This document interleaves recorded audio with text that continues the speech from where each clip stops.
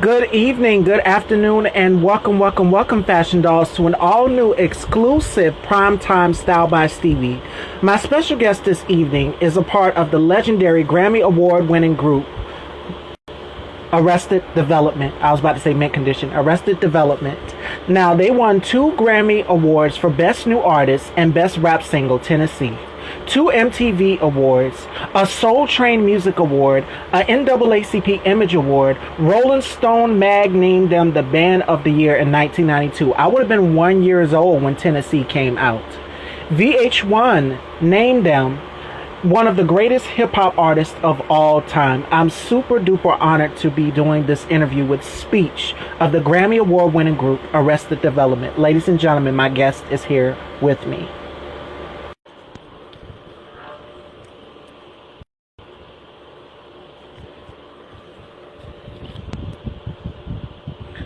Good afternoon, good What's evening. up? How you doing?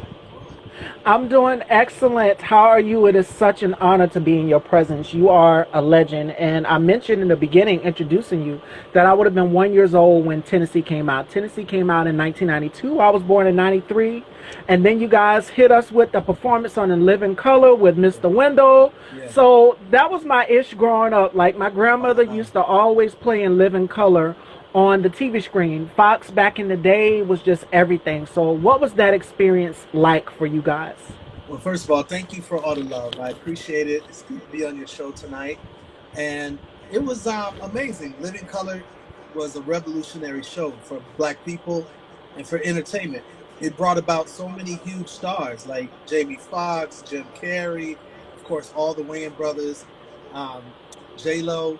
You know, she was one of the fly girls. So, I mean, it's like just huge impact on the world.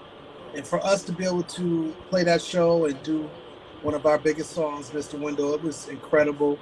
And yeah, it was awesome. Plus, I had a big crush on one of the dancers in the show too, so it was great for me to be able to meet her. And that song had such a positive message to it. Like when they played it on the end, like I knew Tennessee was out at the time, but I didn't know there was an additional hit single, which was Mr. Wendell. So what was the meaning of that song? It has such a powerful meaning to it. So could you explain to the audience? Yeah, Mr. Wendell is it was our third single that we released, and it's about a homeless man named Mr. Wendell who basically chose to be homeless because he felt society was going the wrong direction. And I was a friend of him in the song, and I would give him money, he'd give me knowledge. We would just share information and respect each other, and that's basically what the song's about. Perfect. And Tennessee, it just had such it was a perfect blend of hip hop and R&B, because there was a lot of, I know there was a lot of comparisons between Arrested Development and Tony. Like you guys were out in the same era of music, and I can see the similarities. Hi from Turkey. um do you guys get that comparison a lot? No, actually, I've never heard that comparison, but I love Tony. They're an incredible group, and I never heard anybody compare us to them yet. So that was cool. It's interesting because I have nothing but respect for them.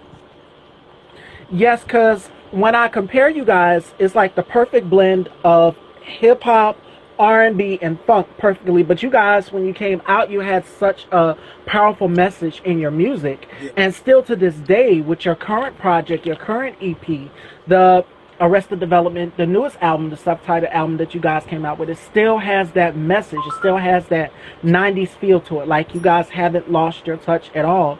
And I'm gonna ask you this question: do you feel as though R&B and hip hop has lost its touch? Like it just doesn't have that factor that it did back in the day? I think that R&B and hip hop has been, well, I'll start with hip hop. Hip hop needs to be way more balanced. So right now we're very lopsided on sort of gangster type stuff, drugs, shooting, whatever, and then very little conscious stuff. And I think there needs to be a whole lot more diversity with hip hop. With R&B, I feel similarly, but I think that unfortunately we've sort of been robbed of R&B because a lot of the biggest R&B artists are white. They're not black anymore. So whether it's Adele or whether it's Sam Smith or whatever, these are like pop stars that are doing R&B, and then black artists that are doing R&B are relegated to the underground today, in my opinion. So, generally speaking, so I feel like we need a lot more exposure on funk, R&B, of course, hip hop of different types. So that's what I think personally. What do you think? I agree. Like, I can kind of see artists like Khalid and her giving us just that little bit of Arrested Development and Yeah, Tony. Like, I can see a lot of influence. And if Prince was still here yeah. and he teamed up with Arrested Development, wait, that would be epic. That would be one of my So, favorite moments ever. I love Prince. yes, I was just about to ask you that question. Who are some of your musical influences? Well, Public Enemy is probably one of my biggest influences.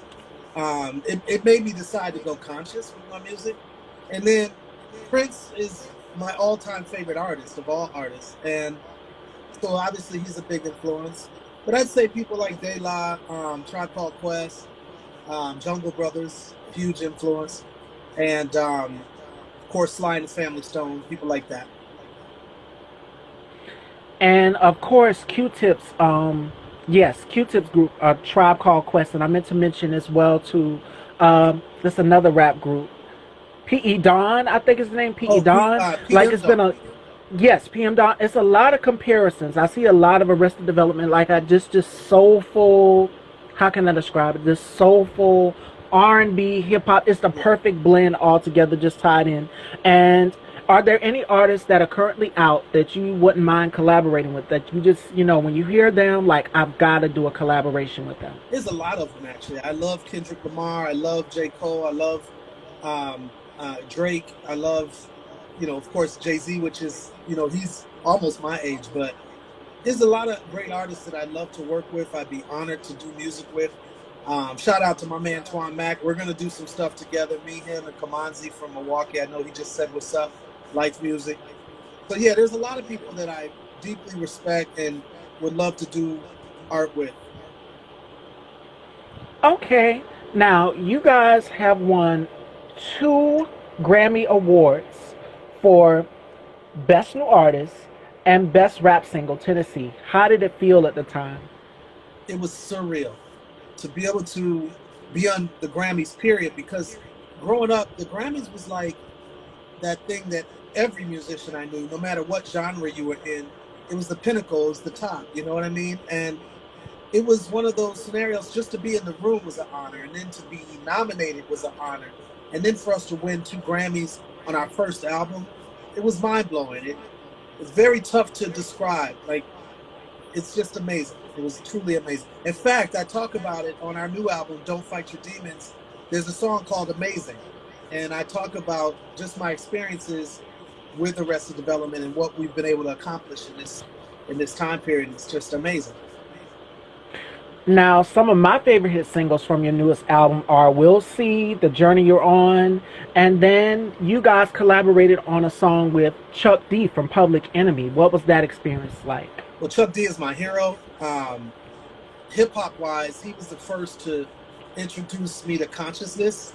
My mom and dad were already conscious. They already were activists, but as a young man, I really wasn't like taking their lead, you know what I mean? And so Chuck D was somebody that was closer to my age, and the hip hop of it all just really attracted me, and it made me want to listen. And so I would say it was just an amazing thing to ever work with Chuck D. In fact, me, him, and Daddy-O from one of the legendary hip hop crews called Stetsasonic, we did a project together, and we're about to do a whole album together, and we're going to call our group Night Train. So I'm excited about that.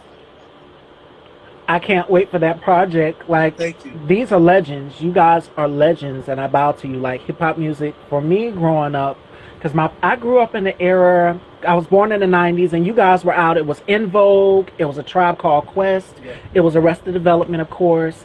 Yeah. It was Public Enemy. It was Yeah. so many hip hop artists and R&B artists out. Mary J. Blige would have been out around this time. Yeah. So it's collectively, the music back then is completely different from the way it is now, and True.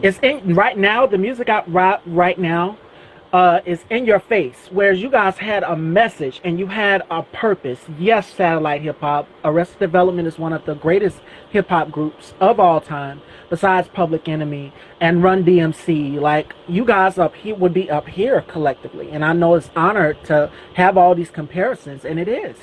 Thank you. It is an honor. Thank you. You know, Run DMC, for instance, Public Enemy, of course, some of the other people you just mentioned. These are people that I grew up admiring. I remember going to a Run DMC concert. It was packed out, 20,000 seater in my hometown of Milwaukee.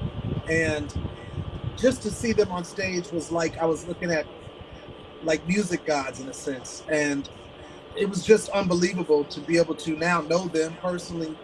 And well, I know DMC. I've never met Run, I don't think, but well, I've met Run, but we don't know each other as close. But he's, from what I hear, a great fan of what I do, and I'm a huge fan of what they do. So it's just for me to be in this music industry and being able to meet some of the people that I absolutely love. I mean, it's one of those just dream come true, pinch yourself moments, you know.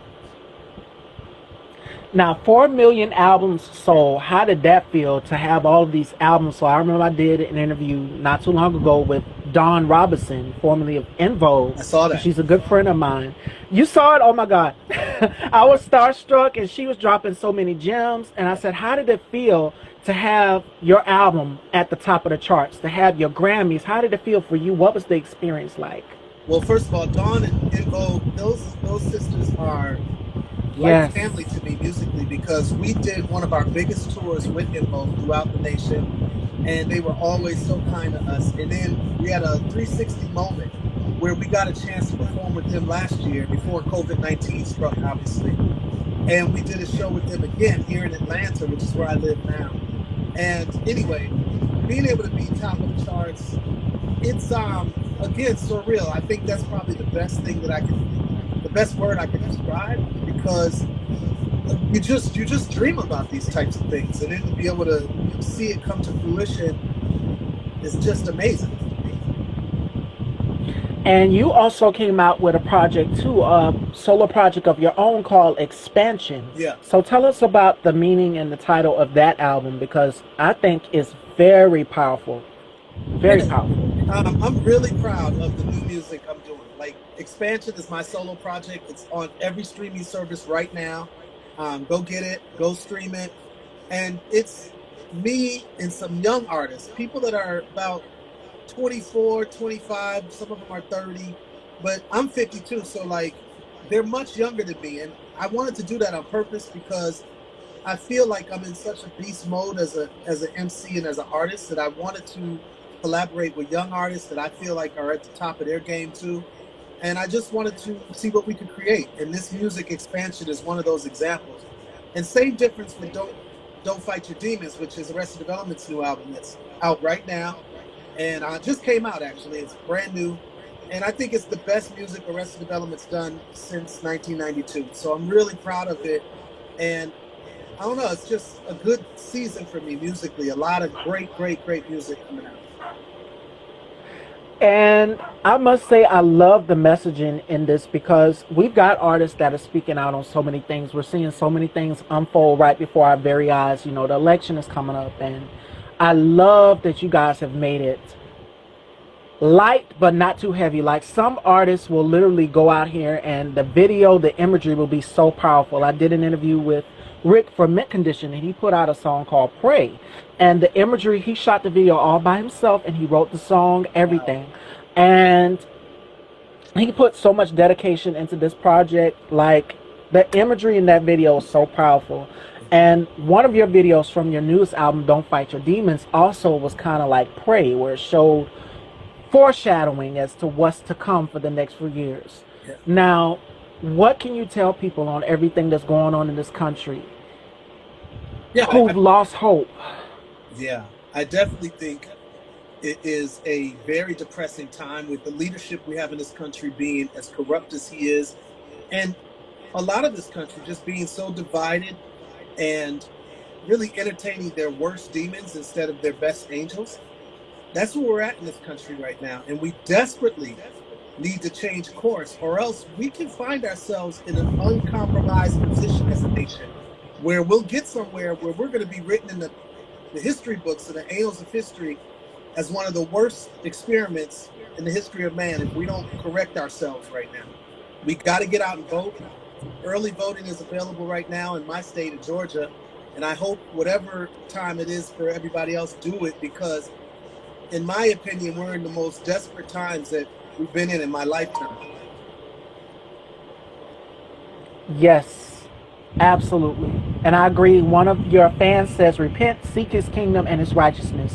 And this I is agree. kind of like what you talk about on your Everyday People podcast. So, how did that come to be? Because that is one of you guys' Grammy Award winning songs. So, how did the Everyday People podcast come into play? Really, my family has like family talks every day pretty much. And we talk about all the contemporary things that are going on in life. And it's funny, my dad used to do that with me when I was a kid. So it's funny, me and my queen are doing this with our kids. And it's sort of stemmed from that. Doing the Everyday People podcast stemmed from all of our conversations. Just really deciding to tape them and put them out. And people could go to brotherspeech.com and check out our podcast and check out. I just actually released a film too. Maybe you were going to talk about that, but I just released a film, 16 bars. Yeah. So Powerful. And I love what you're doing in that film with helping these inmates out to jumpstart their dream, because it is some talented people, but they want to, the system, I must say this, the system is very hard on black men out here. Of course. The system is very hard on black men. And there are some talented brothers out here that are locked up that don't even deserve to be locked up. Like, give them an opportunity. Help them get their dreams. Help them accomplish their dreams. And that's what you did with this film. So what was it like filming this film, 16 Bars? What was the process like? Well, I wanted to go into this prison in Richmond, Virginia, and work with the inmates on music. My manager and I saw a really inspiring documentary about that, and we wanted to do it. And so we called them up. They were very excited to have me in there. And it took about 2 years for me to get in there and be able to record with cameras and document everything, because there was a lot of red tape, a lot of legal stuff we needed to work through. And we did all of that, and 2 years later, I went in there for about 10 days and worked with some of the most powerful men that I've ever met. And it was 4 guys in this movie, 16 Bars. It's on Amazon as of yesterday, I think, or the day before. So it's on Amazon Prime. You can check it out. It's on YouTube. It's called 16 Bars. And it's really basically giving these men a voice, allowing them to write their songs. I'm helping produce their music. And what they have to say is just so moving and so intelligent, so human. And it was an honor for me to be a part of that project. And I say this to almost every legend that I've interviewed on my platform, from Don Robinson to Terry Dexter to the guys of 112 to it's so many, and there's so many more to come. I say this about musicians. Rick from Mint Condition, I say this all the time. Musicians are literally the therapist to our soul. Like, you guys have the medicine to offer to us, and the medicine is your music. We can feel your pain. We can feel whatever it is. Like Mary J. Blige, and I make her an example. I use her as an example because when she came out with her My Life album, which was around the same time you guys came out with Everyday People, which, 93, 94? No, My Life was 95. So Arrested Development still would have been out. Mm-hmm. But you can feel her pain in whatever she's saying in any of her songs. That's Mary J. Blige. And so many people say the same thing and they make the same point about her. So for your album, for your hit singles, Everyday People, to Tennessee, to Mr. Wendell, everybody in life has had an experience similar to this. So don't you know that your music empowers people and empowers me? There are days when I don't feel like getting up. There are days when I feel like just giving up. And your music empowers people. And I'm pretty sure your fans feel the same way. Well, I appreciate that, sis. I really do. You know, the truth is that it does the same for me. Like, one of the reasons I write music is in order to, I don't know, sort out things in my heart, my spirit, my mind, and to try to constructively put things into perspective, because there's a lot of choices we have in life to do things with the pain that we feel. You know, we could get high, we could get we could go to sex, we could do whatever. But it's like, for me personally, I've learned that it really helps me to just be able to put it down, just to create. And back to what was happening with the brothers in the prison, that was what was part of their therapy, was to just create and to do things. So even on this song, I mean, even on this new album, Don't Fight Your Demons, I talk about it on songs like We'll See, which you just talked about earlier. I talk about, having the right, or even having the right on songs like um, Pardon You. It's called Pardon You for Disrupting. These types of songs talk about the stress and the depression that I can go through, and the need for writing in order to get that feeling out there instead of going destructive with it.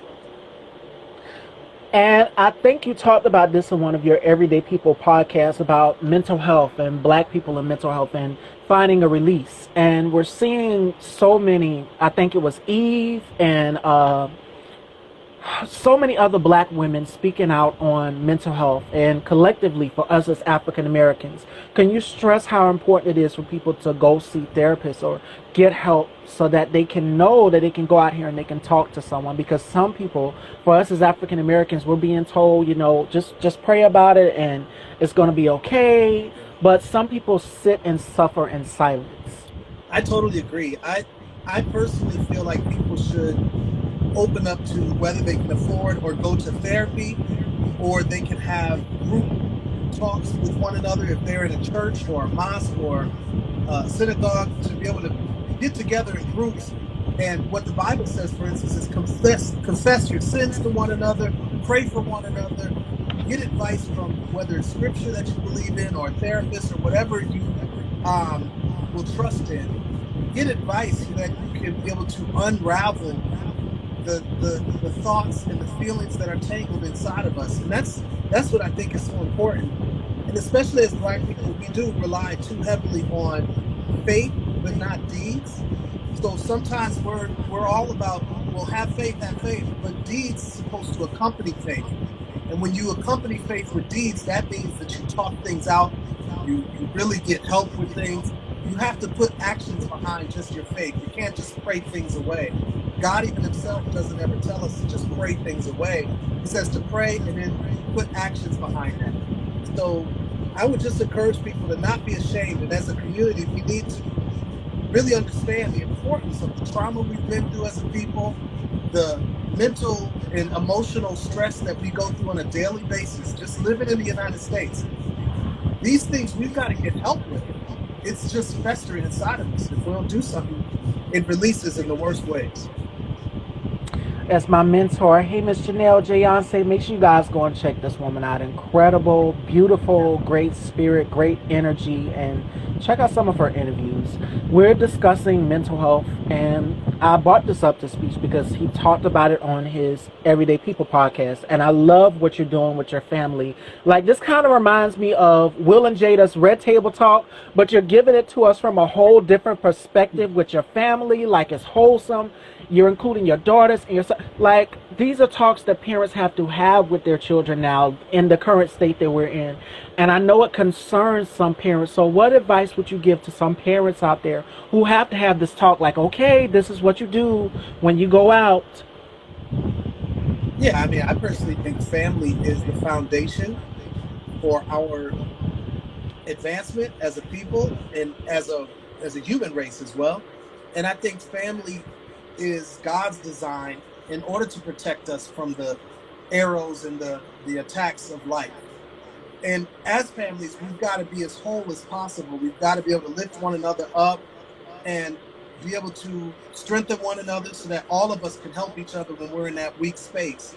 And family sometimes isn't always blood too. Some of our blood family are so far gone that it may take them a while to even get back to being strong again. So we've got to find family and people that we connect with, that we consider to be family, that are wise, that are discerning, that are spiritual, and have them around us and allow them to get into our lives and help us. We need each other, y'all. I said this in a new song right now, that no man or woman is an island. We need to come together as a collective and help one another. So that's what I feel.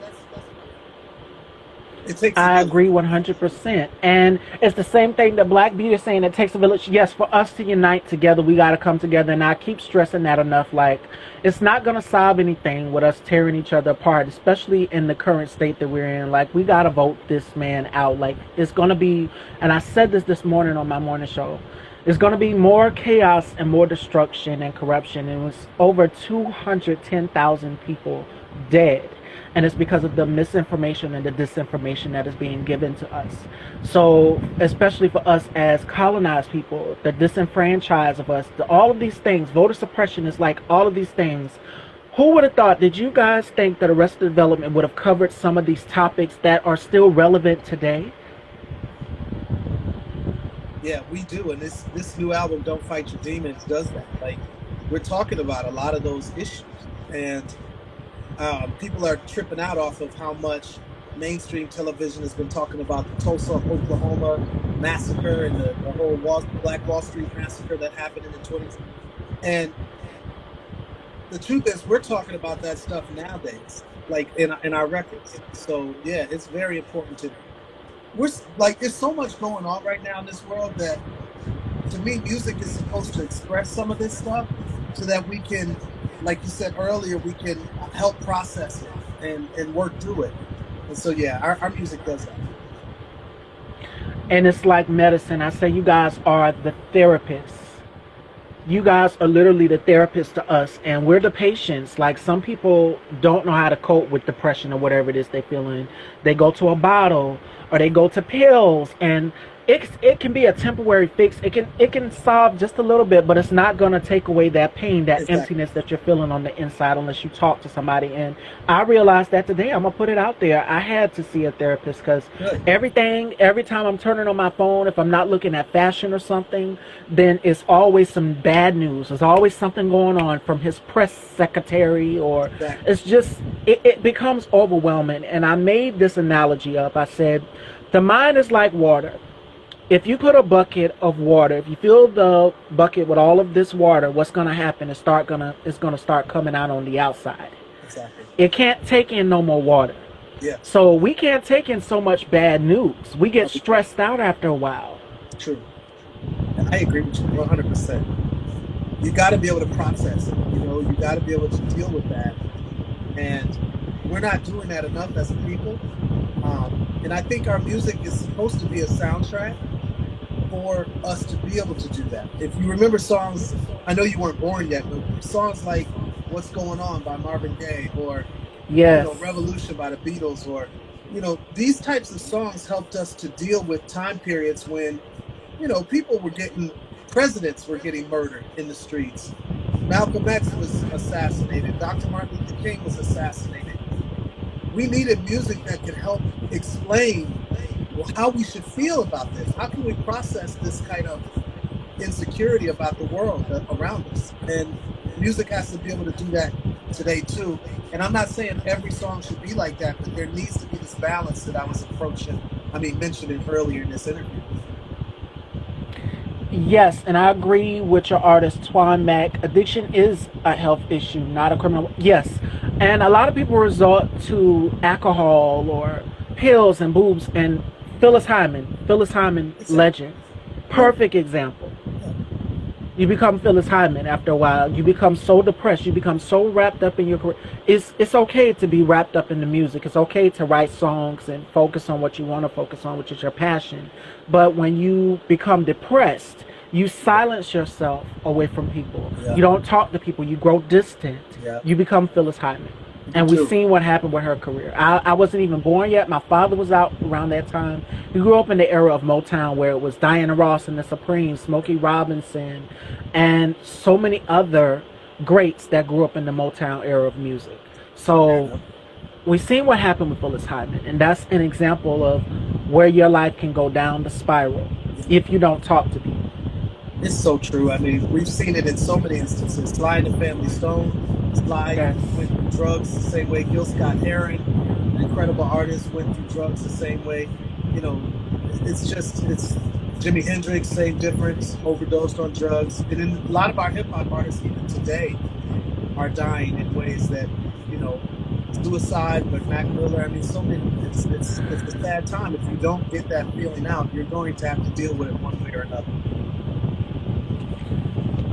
And my thing is this: find an outlet. Amy Winehouse, Kurt Cobain, yes, Jimi Hendrix, all greats, talented, and they lost their lives so soon because they're not reaching out to people. Some people become so alienated with fame, but that's not the case with the rest of development. Like, you guys were humble when you came out. You had a message, you had a purpose, just like Public Enemy.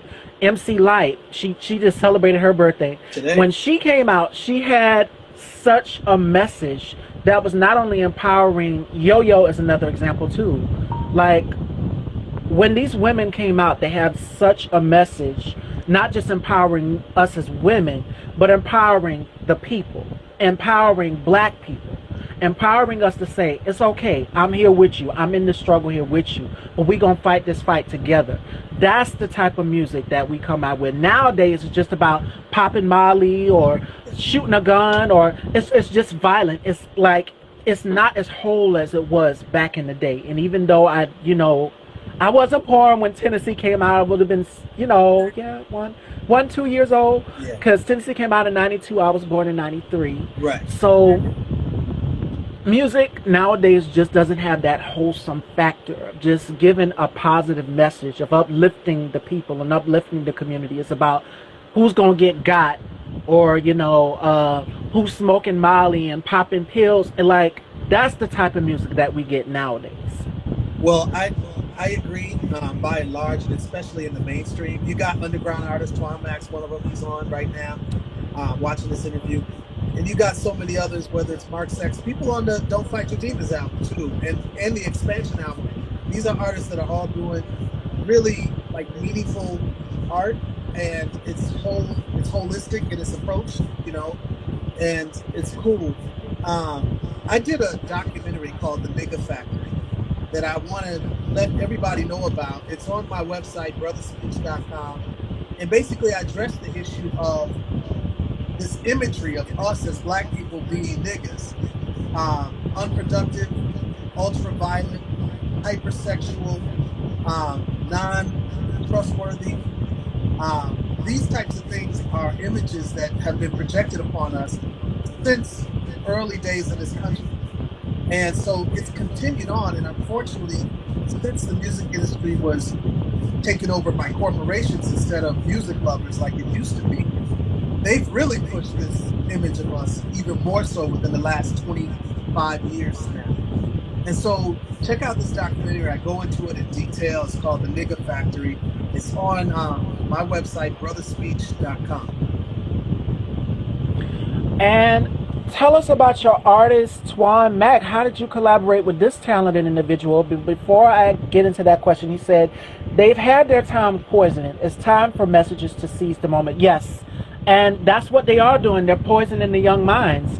And then when you turn on the news, you see these kids out here doing the same thing that these rappers that are just terrible influences out here, drinking cough syrup and popping Molly and doing all of these things, dying because they're listening to these rappers. And these are the people that you're idolizing. But we need to be teaching our children about Arrested Development. And me, I'm more so of an R&B girl. I love my Shantae Moore, my In Vogue. I love Toni Braxton. Like, this was Mary J. This is the era of and Arrested Development. This is the era of music that I grew up in. Yeah. And I don't want to listen to music like that. If I had children, I wouldn't want my children listening to that type of music, because children emulate what they see. Yeah. So that means that if you're putting this type of messaging and imagery out here in your music, your children are going to do this. Yeah. I agree. In fact, we underestimate how revolutionary having a new generation of children is. We really have a clean slate. We can teach our children whatever we want. We don't have to allow them to be influenced by the society that is around us. We can teach them a whole new way of thinking. We can make them as smart as we want, as many languages as we want to teach them. We can teach them a whole new paradigm. But we've got to just get active and decide to do it. So I agree with you, and it's sad when we allow these artists who aren't focused on the future of us as a people. Instead, they're focused on the bag or the money to construct a narrative for our children, for our young generation. And I've seen it happen in my own family. I have an adopted son in my family, and for a while there, he was deeply influenced, even though he was raised in a relatively great environment, being around us, but also even his own biological family.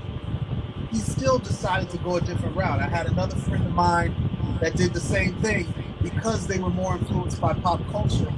And unfortunately, one of my friends was killed because of it. And my son, my like an adopted son, he had to spend time in prison because of it. So it does take you another direction if you allow it to influence you. So I do encourage parents to be more proactive. You know, It's such an important conversation that we could be having right now with these parents out here. Like, they're worrying about. And another thing that gets me, I'm not going to dig too deep into it, is that they're trying to send our babies back to school. They're trying to send the children back to school. It's just way too soon. But education is important. Someone put that in the comments, and I agree 100%. And I know a lot of parents that are watching this interview would agree with this. Like, it's too dangerous. What are your thoughts on them trying to send the babies back to school? I think that if you can afford to do homeschooling, time wise and financially, do homeschooling, because then you're starting to, determine what your child is going to learn, and you can help them to learn the right things that you know that they need to learn. So I would encourage that, number one. But if they have to go back to school, I agree, it's too early. I think that as parents, take the power and insist that you want to wait a little longer. And with this president in office, and including his cabinet and others in his administration, they've been so deceitful about the truth of this virus and the danger of this virus that you really can't trust the mandates they've put out about schooling. I hope that we're able to vote him out. I hope everybody goes and votes. Get him out. Get some people with some common sense and leadership so that we can really get this COVID thing taken care of. A lot of people are suffering, not only health-wise, but financially. No jobs, no prospect for work in the future because of the way this president's handled it. So we really got to change that. And not only that, but people are homeless. And I know you're like in the Atlanta area, and we're seeing people losing their homes, being evicted from their homes. And they just lost hope. They just, have nowhere to turn. They have nowhere to turn. They're just like, okay, we are literally a leaderless country. And I'm thankful for Arrested Development and groups like that, because you guys minister and cater to us, and you give us the information and the tools through your music. You don't even have to deliver a speech, hence speech, but you give us a message through your music that is powerful, that lets us know it's going to be okay. Like everyday people, we're talking about celebrating Christopher Columbus. I know I celebrate National Indigenous People Day. Yeah, so I'm going to celebrate that, but I'm not going to celebrate no Christopher Columbus. So it is important that we need to teach our children the history of our ancestors and everything that is going on, because we're seeing another thing that he's trying to take away is black history out of the schools. What are you going to replace it with? Patriot history or something? We know what you're trying to protect. You're trying to protect white supremacy. Exactly. That's exactly right. And it's extremely dangerous. I mean, so dangerous that we can't even, or maybe we can, but many people probably don't even conceive how dangerous this path is. I have friends that live in Germany. They're warning us now. When Hitler was running Germany, Germany was running to the ground, and so was obviously hundreds and hundreds of thousands of Jewish people. The point is that this nation can go the same route. History repeats itself. Nothing is new under the sun. If we think we can't go there, just wait and watch. We better get proactive, get in there and vote, not just for this election, but for the next elections as well. Get in there and vote, get active, and help these politicians to be able to accomplish some of the high-level things that this nation can accomplish. And then on a low level, on a personal level, I should say, we've just got to be able to be self-determined as people and change our family dynamics, change our love dynamics between each other, stop this self-hatred that we have towards one another, whether it's men hating our women, women hating the men, not trusting the men, light skin versus dark skin, rich versus poor, middle class versus lower. I mean, just all of these different divisions that we have as a people. we've got to start healing and moving forward so that we can really rise up. It's desperately needed. Okay, I'm about to get a little controversial here because you have daughters. We've seen what happened with Meg Thee Stallion and Tory Lanez, and for me as a black woman, and I'm pretty sure women in the audience as well too, on some of the brothers nowadays disrespecting us as black women and not protecting us enough. I think that pop culture has trained us for quite a while now. For about 25 years, I've seen this gradual teaching through our pop culture and mainstream culture, changing our actual black culture from loving one another, protecting our women, like you just said, to disrespecting our women, using them as flesh instead of a whole person, looking at them as just sex and not relationships, looking at family as not needed and not important, looking at marriage as inconsequential and stupid, looking at spirituality, whether it's Christianity, Yoruba, Islam, whatever you practice, but looking at spirituality and things that are higher than us and things that are beyond us, things that are beyond this physical life, looking at that stuff as inconsequential and stupid. These things have been pushed on us for years, and part of it's controlled by corporate structure. They want us to be dumbed down. Now, their music, their pop culture is as diverse as everything. They have shows about family, they have shows, TV shows, I'm saying, movies about love, songs about love and commitment and relationship. These are foundational things that human beings need. But us, our music, our mainstream outlet and stuff has been stripped of a lot of this. And so that's when you have black men disrespecting our own women, not even finding our own women who are the same complexion as our men attractive, but finding instead a light-skinned woman who doesn't even remind him of his own mother, finding her more attractive than his own, his own sister who's his own complexion. These things are self-hatred. This is taught. It's not innate in us. We're not born with this. This is taught inside of us. And we've got to fight back, or else we lose the war. We're losing the information and the propaganda war when it comes to it. I agree, Tony Blackman, and colorism has been around for years, and we're seeing this whole. I was watching, Spike Lee's Jungle Fever would have came out the same time that Tennessee would have came out, and they had a conversation on light skin versus dark skin. You had one woman on one side of the couch, and you had one woman on another side of the couch, and they were having a discussion on colorism, and it's still an important factor in our community. It's still a factor in our community, and I just wish people would just erase this mindset of being lighter is greater. And you've got rappers, I'm pretty sure he's one of your colleagues, Talib Kweli, a woman challenged him on Twitter about it, and he went and he started harassing her. So I said, wow, this is again the disrespect that we as black women, we get on a day-to-day basis when we call a man out what we see it. And it's like Speech said, coming from a hip-hop legend himself, like I said, I know I'm not the only person who's seeing this, and other women, black women, are seeing this as well too when it comes to colorism. And Viola Davis, so many actresses have spoken out about colorism and how it impacts them as black women collectively. Like, it still goes on in our community, and I just wish people would just erase this mindset of, oh, lighter is better, when black, all shades of black is beautiful in my opinion. And it is beautiful in my opinion too, and it's just the truth. All of us need one another collectively in order to accomplish the freedom that we all desire. We all need one another. I have a Instagram website called Black Existence. And so everybody that's watching, go to Black Existence on Instagram after this interview and follow, because what I'm doing with that site is promoting our unity. So I'm promoting light skin, black skin, dark skin, people from Africa, people from the Caribbean, South America, Venezuela, Costa Rica, but all of us are black. And we don't realize how powerful we are as a worldwide entity. And so this website is helping us to capture our beauty and to capture our power. So check it out. It's called Black Existence. Definitely. And it's powerful because you're bringing us together, you're uniting us. And this is what arrested, Miss Stevie, black men need to love and protect black women. Yes. And I'm seeing a lot of posts where black women are actually speaking up and saying this. Meg Thee Stallion, she said it basically on Saturday Night Live. And Tori Hart and so many other black women that are famous and well known, from Queen Latifah. That's what Queen Latifah was out during the same era as Arrested Development, and she's basically been preaching this same thing, which is black women. We need protection.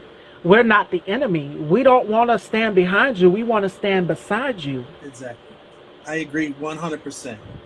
You know, songs, our first, well, our second single, People Every Day, I talk about that. So the whole point of the song is protecting my black queen.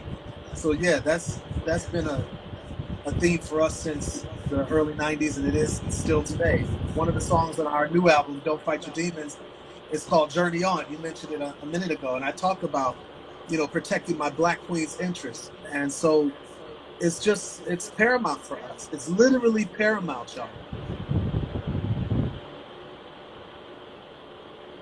And the song is so pivotal. This is the type of music that we need. And you also have a song called Forsaken and Ecclesiastics on the album. Like, so many powerful hit singles on this new album, Don't Fight Your Demons. And it speaks to relatively everything that we're going through in this country, in the civil unrest, from COVID-19 mishandling to so many different things. Like, this album is just powerful in itself. And all of these things that people are experiencing, who would have thought that Arrested Development would have covered it way ahead of time? And I told Dawn this in the interview when En Vogue came out with Free Your Mind. This was the same time Tennessee was out.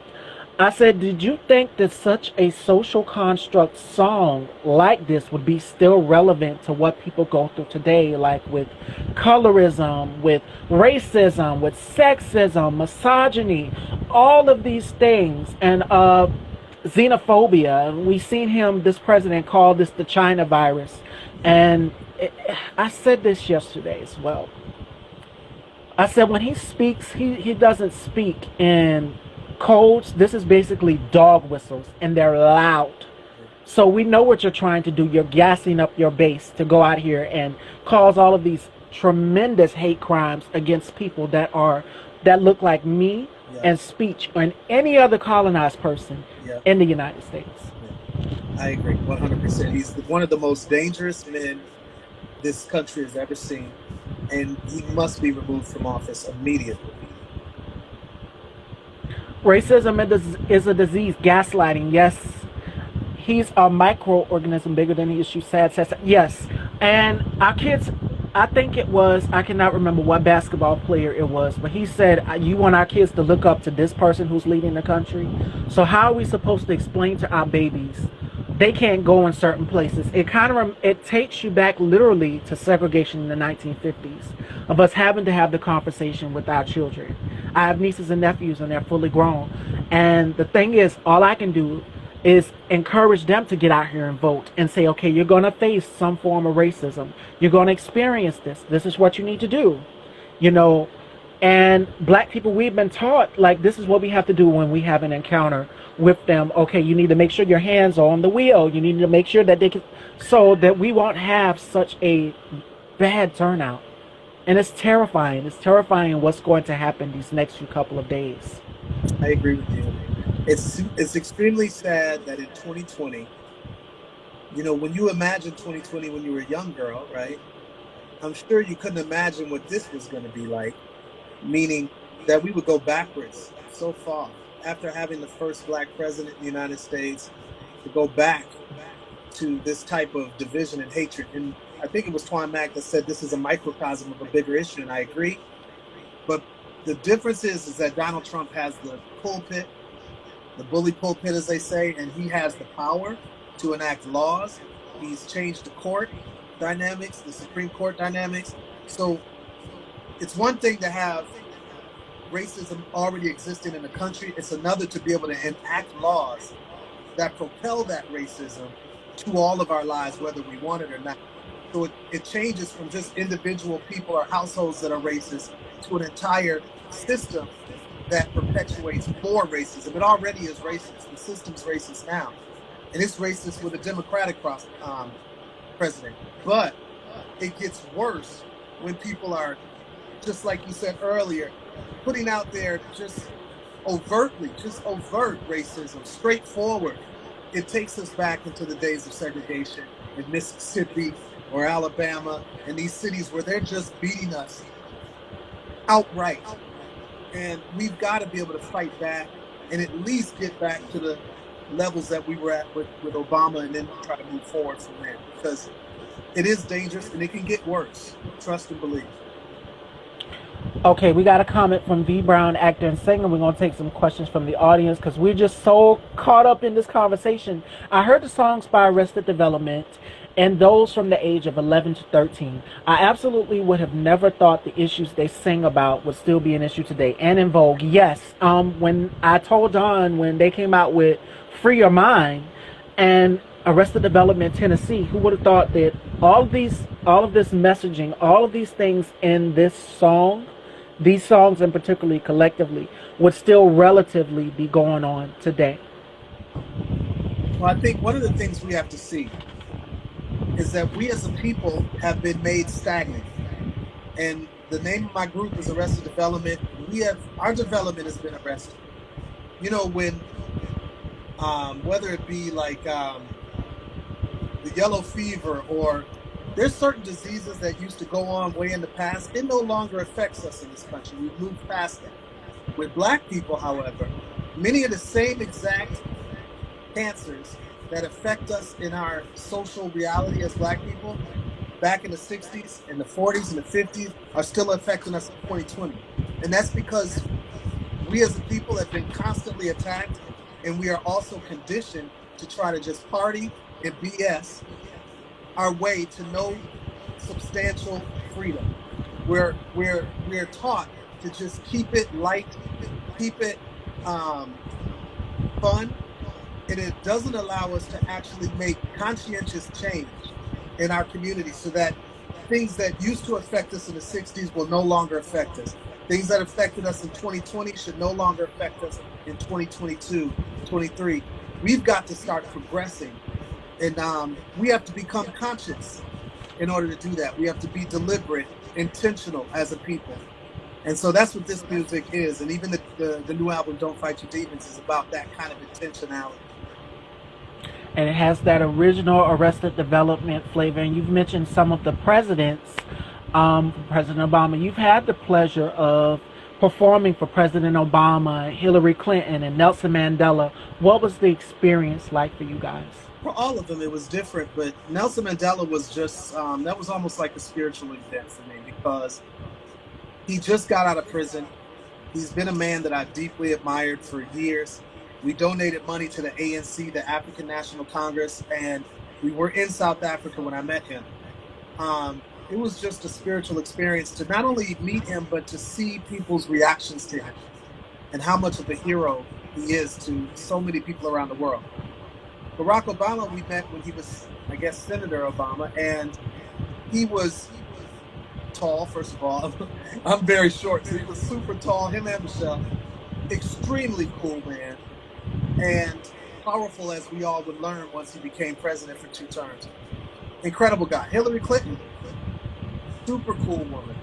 Al Gore, really cool dude.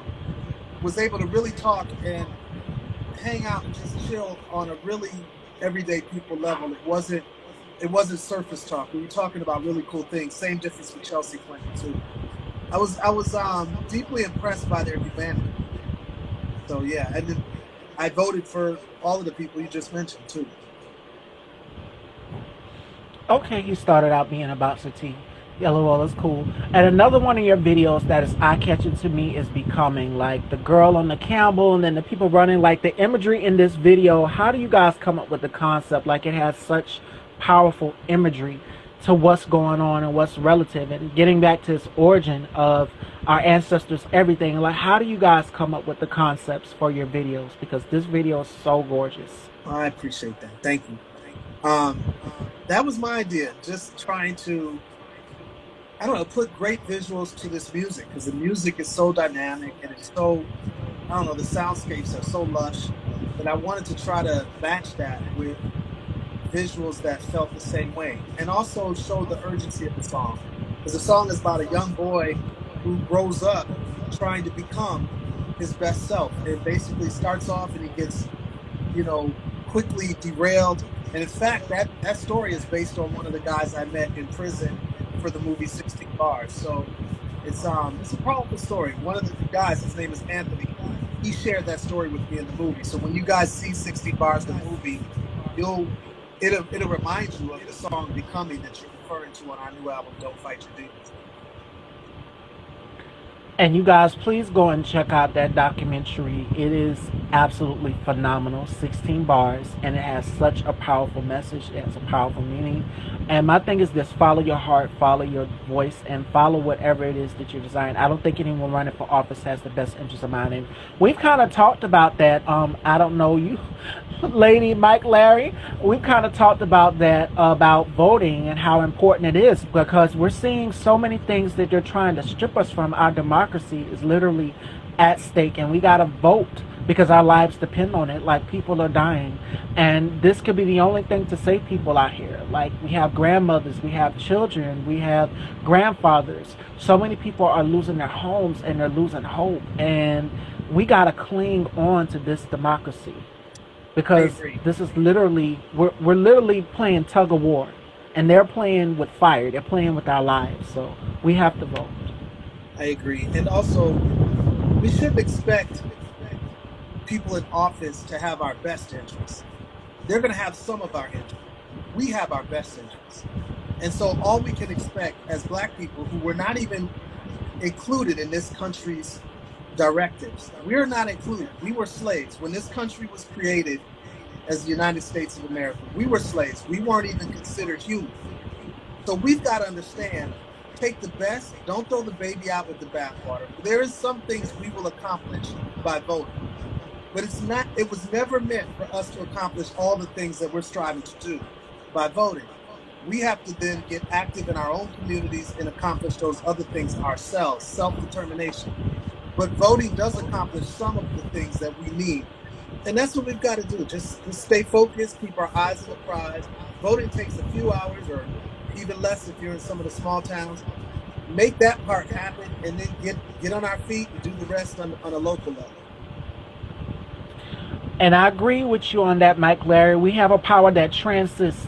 And Speech said this in the beginning of our interview. He said that there's power in numbers, and that when we work together collectively, we have to work together. Like, we can't be going against each other. All of these things that go on in the Black community, from colorism to misogyny, misogynoir, like all of these things that go on in our community. We have to fix what is broken in our community, literally, and come together and tackle these big issues like racism. And I mean, there's going to be racism. We can't just say it's not going to be racism. It's going to be there, and we have to talk to our children about it, because this is what's going on. It is. Now, I have another interview at 7, so I have to play out. Okay. All right, you guys, we're going to conclude it. So thank you so much for this incredible interview. It was such an honor to be interviewing you. You are a legend, and I bow to you. I'm such an Arrested Development fan, and I just so honored that I got the pleasure to speak with you. It was a pleasure to speak with you. You're incredible, and I appreciate your show. I'm glad you have it. Thank you so much. You are so welcome. And you guys, please go and stream Arrested Development's new album. Definitely go and check it out, and follow Speech, and go and check out 16 Bars, the documentary. Thank you. You are so welcome. You guys, be blessed. I love you all. Y'all stay safe, wear your mask, and more importantly, continue to social distance. Good night, everyone.